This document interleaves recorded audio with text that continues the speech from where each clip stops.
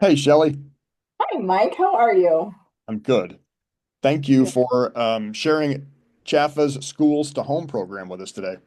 You're welcome. I'm super excited to share about this new down payment assistance program.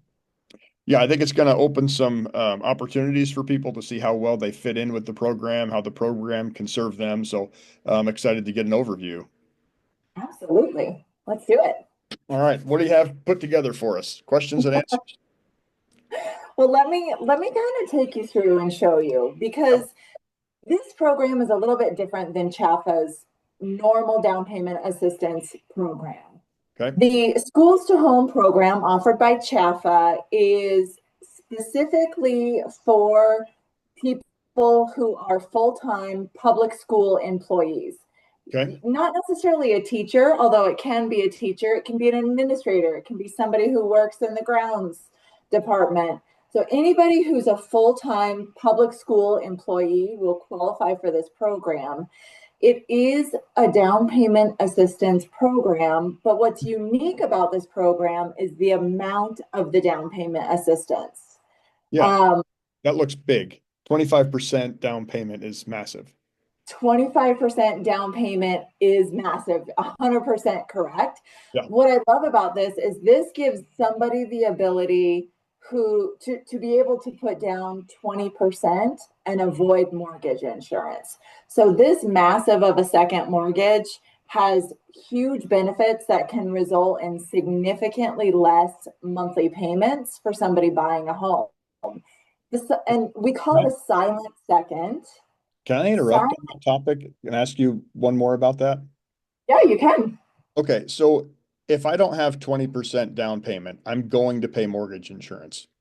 So right now, I don't have 20% down payment, but if I use this program, the program's 25% counts as 20%. So the mortgage insurance is gone.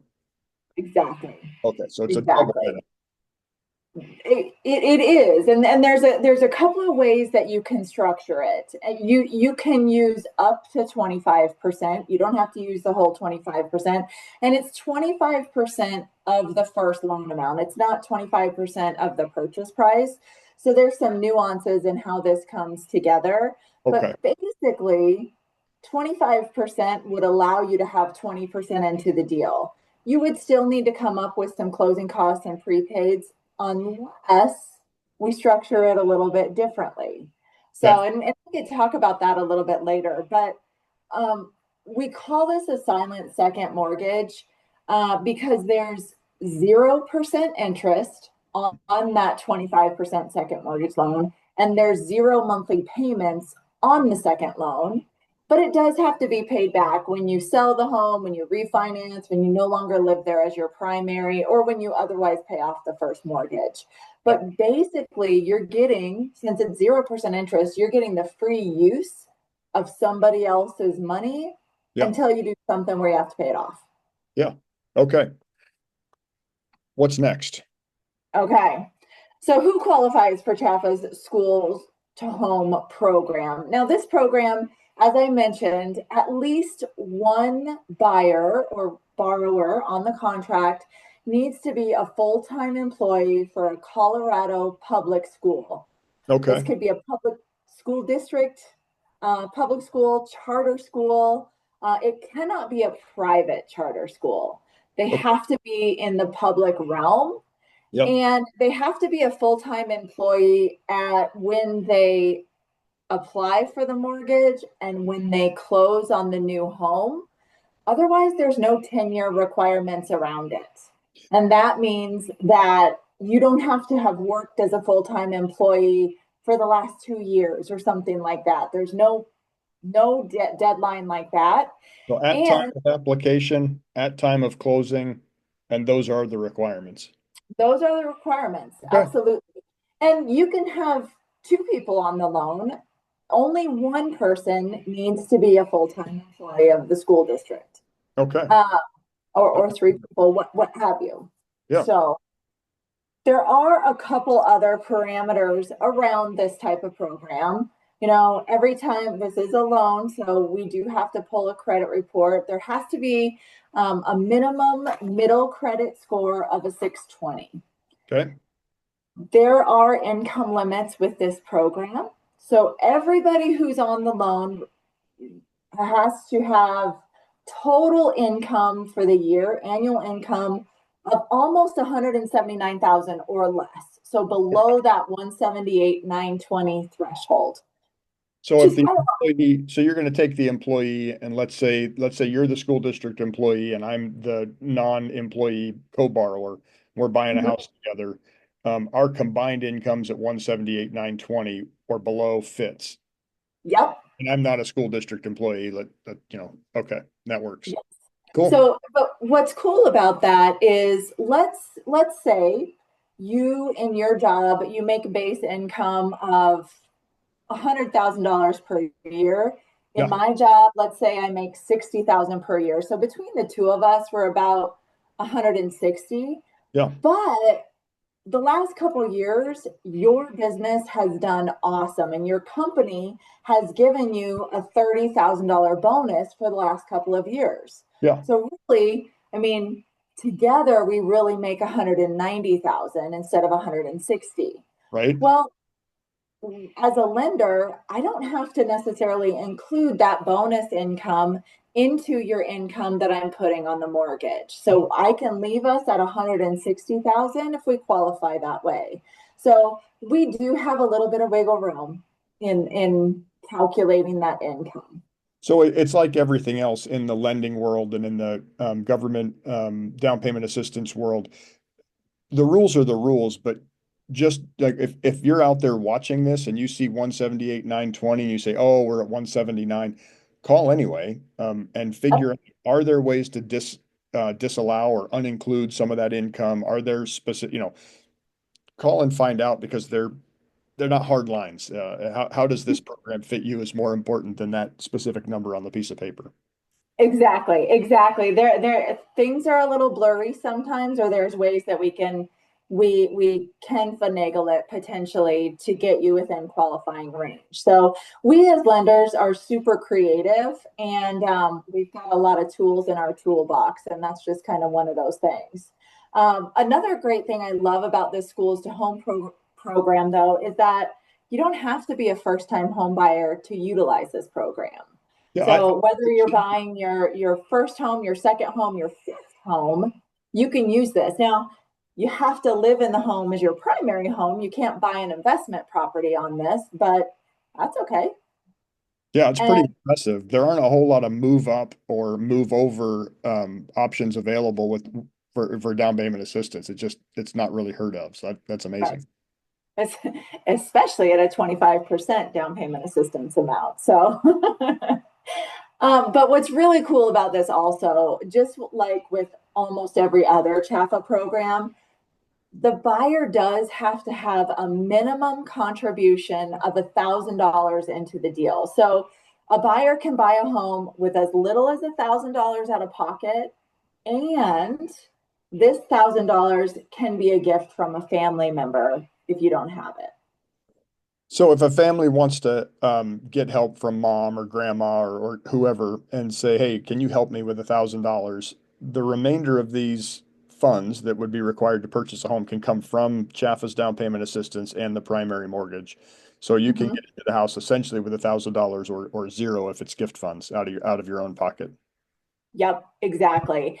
What a good And way to set up a young family. I think about those people who are just starting out and what an amazing way to help set people up. So definitely. And as we look at some of the numbers a little bit later, I mean, that's where I start to get really excited. I geek out on the numbers anyways. yeah. Um, but we can see the benefit of what that looks like as well. And if you get some seller concessions, there's different ways we can structure this as well to keep the cash to close at $1,000. The only other thing I want to mention about this, usually when you're doing a down payment assistance program, there is a requirement that you have to do some type of home buyer education. Mhm. With this program, there's two different home buyer education courses that the buyers have to complete. One of Yeah. them is their typical CHFA home buyer education program, and one of them gets more into the finances because this program does have a shared appreciation element. And so it CHFA wants to be sure that people utilizing this program are fully understand that shared appreciation requirement. Yeah, so for those people out there who know I teach the CHFA first time homebuyer class and have for 15-ish years, that's one of these classes. And that's kind of the generic start to finish. How does home buying work? Is it right for me? All those questions and answers. And then that second class, I assume, since I haven't been to it yet, but I assume that second class um, is directly related to how that appreciation sharing is going to work out for each individual. I think that's a big piece of it. This is a brand new program from CHFA, so I haven't seen that education class either, but it is going over the financials, getting a lot more into the nitty gritty. Yeah, that makes sense. Mhm. So let's talk about how the program works. Okay. Okay. So this is a program that's wholly offered by CHFA, Colorado Housing Finance Authority. When you get ready to buy a home, you're going to work with hopefully me, or you're going to work with a lender to get you into this program. But this is a program, as I said, that's put together by CHFA. So there's a first mortgage that you're gonna have a lien on the property, and the interest rate is set by CHFA since this is their program. Okay. And then there's going to be a second lien that's put on the home when you buy the home that's up to 25% of the first mortgage loan amount. You Okay. don't have to use the full amount, but it's up to 25%. And there's some huge benefits as we've talked about, and as I'll show you in a little bit with the numbers utilizing such a high down payment amount. The second mortgage can be used to cover your down payment. It can go towards closing costs, prepaids, principal reduction. There's a wide variety of ways that we can use this. Very Uh, cool. what? Very cool. Yes. And as I mentioned previously, it's a silent second mortgage, so there's no monthly payment, no interest on that second mortgage, but it does have to be paid back Yeah. when you trigger one of those categories. When you sell the home, when you refinance, no longer live there as your primary. Now, in that big green box down here, we do see that upon the sale or refinance of a home, the borrower is going to share some of the appreciation gained at the time that this mortgage is paid off. Yeah. So when I think about this, I think this is the state of Colorado saying we're going to participate in the appreciation of Colorado houses. Right? The state is saying, look, if we're gonna like $400,000 house, the state gives you 100,000, you get 300,000. So here's your two contributions. Well, the whole four appreciate over time, and the state says, hey, when that appreciation happens, you keep yours, and we're going to invest in the housing market ourselves, and we're going to take ours back too. So it's not like they're taking appreciation from you. They're sharing in a partnership with you. At least that's how it looks to me. Am I missing anything? I love the way that you described that because that was perfect. And it really is, because this is a no interest loan, this is a program that CHFA wants to make sustainable, Mhm. right? And they want to be able to help more people qualify to buy homes in Colorado. And so there's funds that are tied up for that. And so, yeah, they are taking a portion of the appreciation so that they can continue to help families and help more families as this goes along. Yeah, so you think iteration two of this, let's say 10 years from now, the first group of people who bought into the program have sold their homes and moved on. That money gets repaid and it's available now for the next set of people to come and use it. So it's sort of a one-time fund and then it can just kind of self-perpetuate through time. Yeah, Okay, exactly. cool. Have they talked about limitations at this point? Like, hey, we only have X dollars available today? They have not shared that information yet. No. Yeah. So we'll see what that looks like, but at this time we haven't heard about that. Okay. So, Mike, I think you did an awesome job in just giving a visual of what shared appreciation means. So, but basically, when there's an increase in the home's value, you're going to share a portion of that with the down payment assistance provider. Yep. So appreciation, for those of you who don't know, appreciation is when we go to sell a home, hopefully we're selling that home for higher than we bought the home for. If that's the case, this difference is appreciation. Um, and so when we look at how much appreciation we have to pay back, it's going to be dependent upon the percentage of the amount that we borrowed for that second mortgage. So it's going to be capped at 25%, but as you're going to see in some of the calculations that we do, oftentimes somebody who participates in this program is going to pay less than 25% shared appreciation. A Okay. lot of times it's going to be right around 20%.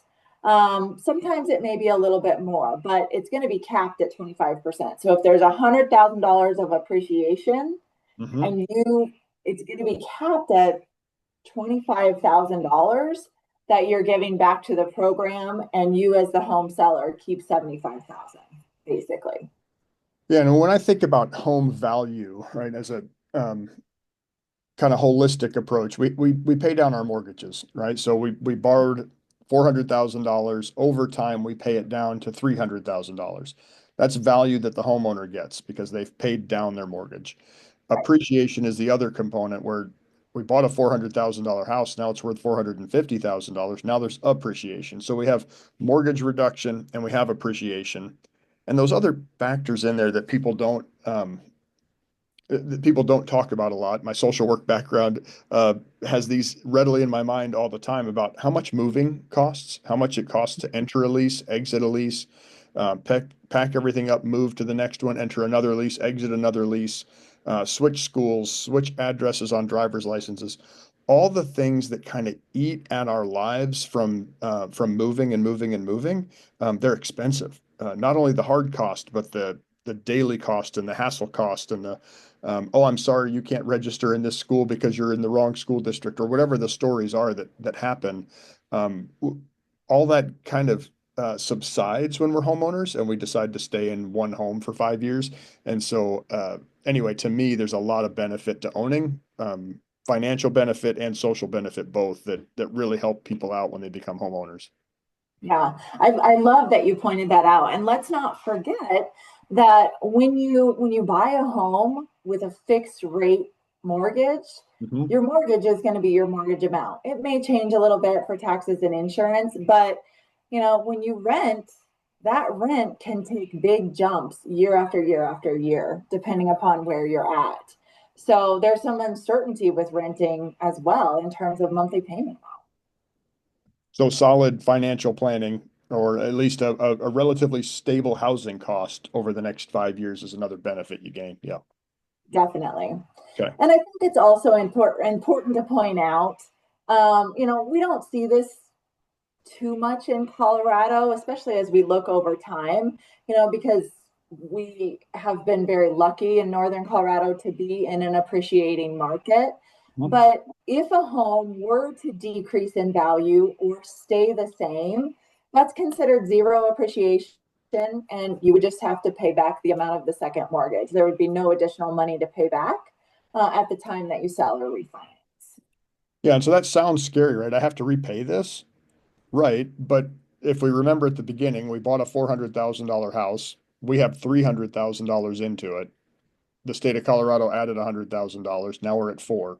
So if we sell Mhm. that house again for $300,000 at the end, well, we pay off our debt. Of course, there's transaction costs and loan. There's going to be something, but we pay off our $300,000 to the lender. Now they're free and clear, and we pay our 100,000 back to the state, and they're free and clear. So we're not at a loss position even at zero. Right. Yeah. Okay. Yeah. So let me see here. As I mentioned, there are some additional parameters. You do have to live in this home as your primary. This is not a loan where we can have a non-occupying co-borrower on the loan to help qualify. Anybody who's on the loan has to live in the home as their primary. Okay. Um, you're going to be making your monthly payments on the first mortgage each month. Yep. And, you know, planning ahead for repayment, just like you mentioned, Mike. So, because that second mortgage does have to be paid off. But again, we have a home that's going to help pay that off when we sell. Right. Pros and cons of this program. This is super exciting to me, especially, and again, I can't wait. I'm itching to get to the numbers Yeah. so that you can see what this looks like in action. But you can buy a home for as little as $1,000, as we mentioned. That $1,000 can even be a gift. Yep. You have the ability to put down 20% as opposed to just maybe 3% or 5%. Yep. And by putting down 20% on this conventional program, you avoid the mortgage insurance. Yep. So that's going to give you a lower monthly payment right off the bat. And it means another way to look at this is that you could qualify for more home because your debt to income ratio is going to be lower with the lower monthly payment. Right. So that is, especially for move up buyers, that is definitely an important one to look at. And you can start building wealth with a very small investment up front. And one of the examples I have shows, if you just have $1,500 out of pocket up front, it shows kind of what the possibilities are. Well, let's just ignore the cons. We'll just cover them up and just go straight to those good. No, I'm kidding. Yeah, let's go. No, there is always cons. I mean, this program is not necessarily for every person. Yep. The interest rate is a little bit higher when you utilize a down payment assistance program. That being said, the interest rate on this program is maybe 1/4% to 3/8% higher than what you would get if you were putting just 5% down. So that sounds to me, and I'm not in your seat, so I don't really know, but it sounds to me like the same interest rate bump that you get with any of CHFA's down payment assistance programs, even when you borrow like $3,000 from them. That's the same interest rate bump. This is. Okay. Yeah, CHFA has another great program for people who aren't school employees. They give you a silent second mortgage of 4%, so not 25%, but 4%. And the interest rate is the exact same on the first mortgage as it is with this program where you get 25%. Right. Yeah. Okay. Yeah. And to put a little context to that, on a $450,000 loan amount, that may be a difference of, $80 to $120 a month, which, yeah, it is a higher monthly payment. But if you consider that you're getting $100,000 second mortgage, right. If you divide $100,000 by $100, that's a lot of months of mortgage payments before that's eaten up. A lot of years, a lot of years there. So, but because of the high second mortgage also on this program, it's not a loan that you're going to be likely to refinance because that payment comes due on the second mortgage when you refinance. So if a rule of thumb, if somebody's going to be in the home 3 or 4 years or less, this is not a mortgage strategy that we would probably look at for somebody. Yeah. Yeah, that makes sense. And I think we all in sort of, real estate and lending say that same thing because it takes that many years of appreciation so that you're not writing a check when you sell your house because there are costs associated with selling a house. And your principal reduction is the slowest at the beginning. And so you just don't pay it down as fast in those first few years. So let's, if you're interested, let's run the calculation both ways so you can see what your net would look like at year 1, year 2, year 3, year 4. So don't let that dissuade you. Just arm yourself with knowledge. Absolutely. That's the most important piece, right? Is just the knowledge piece and making sure that this fits with your financial goals and objectives. As lenders, we have a lot of tools in our toolbox because we want to get everybody into a home. The reality is sometimes it's not always best for everybody right now. I'm a huge proponent of ownership. It's just timing matters also. Yes, it does. So So I'm not going to spend a ton of time on this, but if if we have school employees who are interested in looking into this schools to home program, reach out to me. I would love to walk you through this program and show you kind of what it looks like. This can happen very, very, very quickly. From the time that you talk with me as a lender to the time that you're pre-approved can be, I mean, we're talking potentially hours. Right. Definitely within a day or two, oftentimes. So it can happen very quickly. It can happen on your time frame.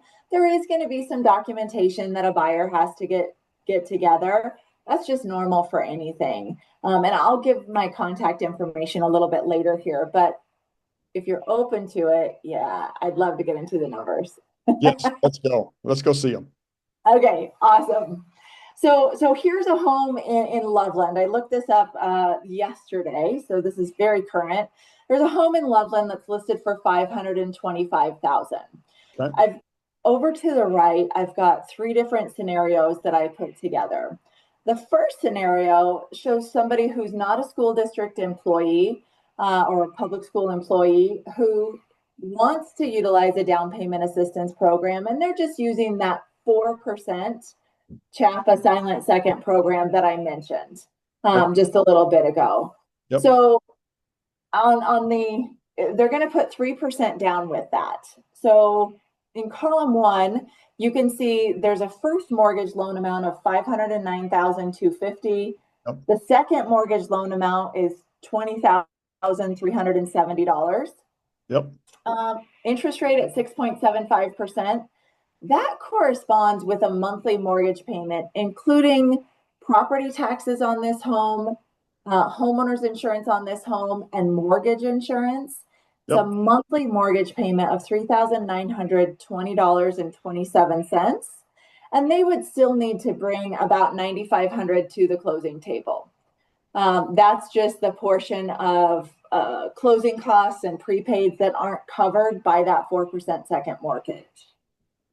But in that second column, so I like that you used this example as our first, where it shows that it's a conventional with some CHFA assistance already. Yeah. Right? Rather than conventional market rate, it's conventional with assistance, and then it's conventional with more assistance. So that's super helpful. Thank you for that. Yeah, of course, of course. And the reason why this works, especially with mortgage insurance, is because we're looking at a conventional loan and not an FHA loan. So the second column, when we use the schools to home for somebody who's a full-time public school employee in Colorado, they can get a second mortgage that's 25% of the first loan amount. So if somebody is putting 20% down on a 525 purchase price, that's a loan amount of 420,000. 25% of that is 105,000. So we've got 105,000 as our second loan amount, significantly less loan amount for the first mortgage as well. Interest rate is the same, 6.75%. But if we look at that monthly mortgage payment, there is no mortgage insurance on here. We're still including taxes and insurance in the payment. That monthly payment goes from $39.20 in the first column down to $3,192.86. So that's a difference of over $725 per month less payment. Okay. And in this situation, the cash to close, this is what, because we're using all of the second mortgage for the down payment, that 105 is the 20% down payment. Yep. We have to come up with the closing costs and prepaids separately, unless we get a seller concession. Okay.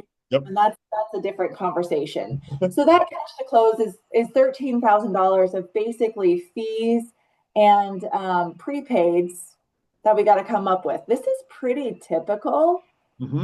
Even if you're buying a home without down payment assistance, this is pretty typical what your fees would look like. Agreed. Yeah, that's what I see routinely. Yes. Where this starts to get really exciting is this last column, because if somebody wants to buy a home with as little as $1,000, what I've done is the last column and tried to get us close to that $1,000. And we can see it's about 1,500 on the cash to close here.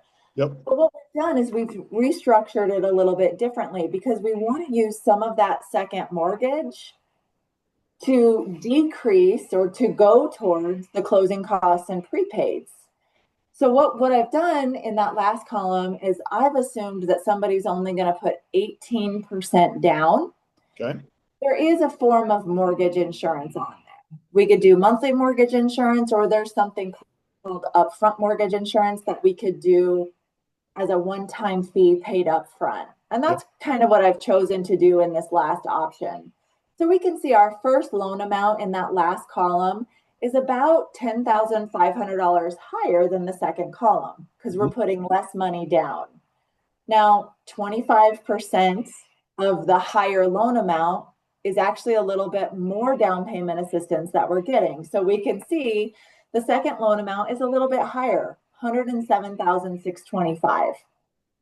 But in spite of the first mortgage loan amount being $10,500 higher, our monthly payment only goes up to about $3,261. Yep. So what is that? $70 difference from the middle column? Yep. So you increased the down payment assistance. You used some of that increase to pay the mortgage insurance to then lower that monthly payment back down to almost equal. Yeah, Okay. exactly. That's impressive. And what that does is it gets it to where we have $1,500 out of pocket to buy this home. Mm-hmm. And 1,000, or I guess 1,000 of that can be gift funds. Yeah, well, all of that 1,500 can be gift funds. That Okay. could come from a family member, but yeah. Yeah. Okay. Very So, cool. so I love, and I think that does a really good job of demonstrating just how beneficial this program really is. I mean, when you see buying the same home and your monthly payment is over $700 less if you were to utilize this program instead of a different one, and you only have to come up with 13,000 for closing costs. I mean, it's amazing. Yes. So, or if you only have to come up with 1,500, what that does, it's incredible. Yeah. So I do have, let me see here. I have a couple more slides because everybody wants to kind of understand what this shared appreciation looks like and what that means. So let's say you're in this home for 9 years and you decide to sell it. You're ready to move up to the next one. You bought the home for $525,000. Now, 9 years later, you're selling it for $725,000. You're under contract. That's what the home is selling for. Okay. Now, originally, and you'll see from my numbers that I'm using that third column all the way over to the right because your out of pocket was only $1,500, right? So originally the first mortgage was $430,500. Second mortgage, $107,625. So when we look at the percent of appreciation that you're going to pay as the shared appreciation amount, we're going to take the amount of that second mortgage divided by the original purchase price of the home. And you can see we get a factor of 20.5%. Okay. So that is the amount of shared appreciation that we're going to use. Now, to keep the numbers easy, you have $200,000 of appreciation. You're selling the home for $200,000 more than you bought the home 9 years before. Yep. So it's $200,000. So the amount of shared appreciation that you owe is going to be that $200,000 times that 20.5%. So of that $200,000, you got to give the $41,000 shared appreciation back to CHFA along with that first or that second mortgage amount. So CHFA gets their money back plus their percentage of appreciation back. So then me as the homeowner, I get the my mortgage reduction that's built in, right? Whatever I paid down on my mortgage and I sell it for more, I get that chunk of money. Plus I get my portion of the appreciation, which in this is like $159,000. when I sell the house. So it's like instead of selling or buying a house at 525, it's like I bought a house at 400 and I get all of the appreciation on my $400,000 house. Only I lived in a 525 house the whole time. Okay. Of So my next screen actually walks you through that exactly. course it does.